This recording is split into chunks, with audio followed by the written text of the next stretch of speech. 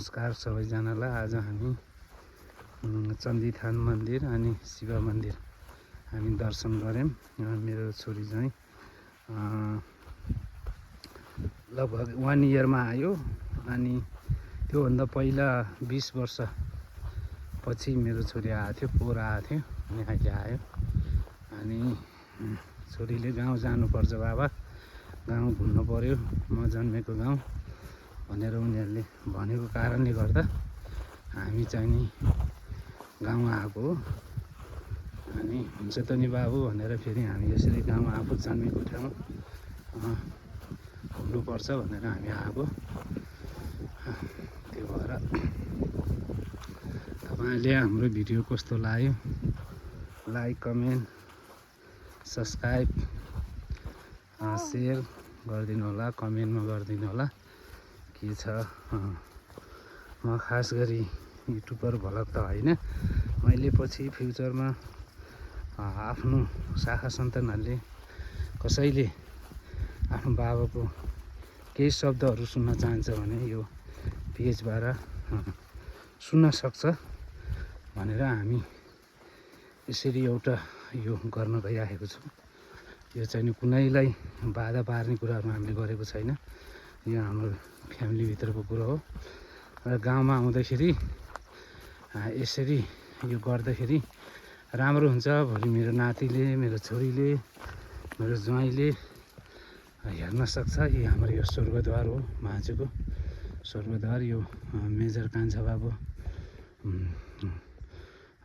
4 भाइ छोरा बुहारीहरू, आदरणीय दाइहरूले बनाउनु भएको स्वर्गद्वार हो यो। अनि यसरी हामी जाँदैछौँ। यसरी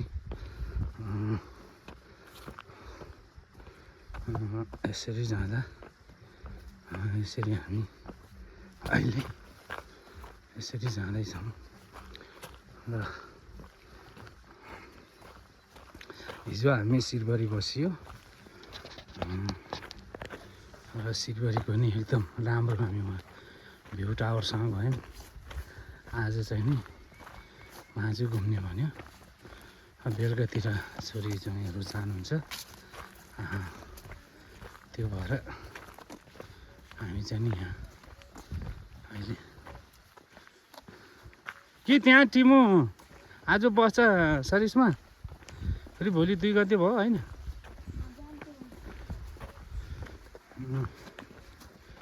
त्यो पछि हामी चाहिँ नि फेरि अन्तै जाने प्लान छ। त्यो अहिले हामी सिक्रेट राखेको हो। पछि तपाईँहरूलाई हाम्रो पेज र भ्लगबाट थाहा पाउन सक्नुहुन्छ।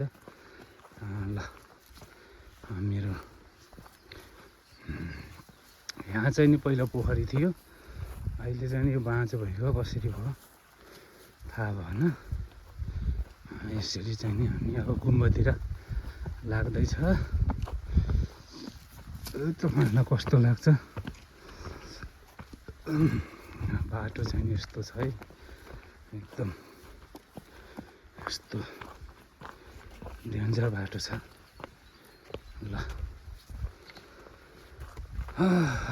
यस्तो बाटोमा हामी आउँदैछ। यो बाटो अलि अप्ठ्यारो छ। यही बाटो चाहिँ नि बनाउनको लागि हामी केही प्रोसेसमा लागिसकेका छौँ। यो चाहिँ नि अब आइसकेपछि तपाईँहरूलाई फेरि म जानकारी गराउँछु। अहिलेलाई यत्तिकै हामी आज न्यु इयरको दिनमा आफ्नो गाउँ घुम्दैछौँ, गाउँको सेरोफेरो। ल, यो चाहिँ नि धनराज भाइको, चन्द्र दाइको बारीहरू यस्तो बाँझो छ। हाम्रो पनि बाँझै छ बारीहरू सबै। गाउँमा मान्छे बस्दैन यहीँ हामीले नि। अब गोरु नै महँगो छ, जोत्न पर्यो। जोत्न बोलाएको कोही पनि आउँदैन, त्यसैले यस्तो छ है। ल, नमस्कार सबैजनालाई। ल, नमस्कार।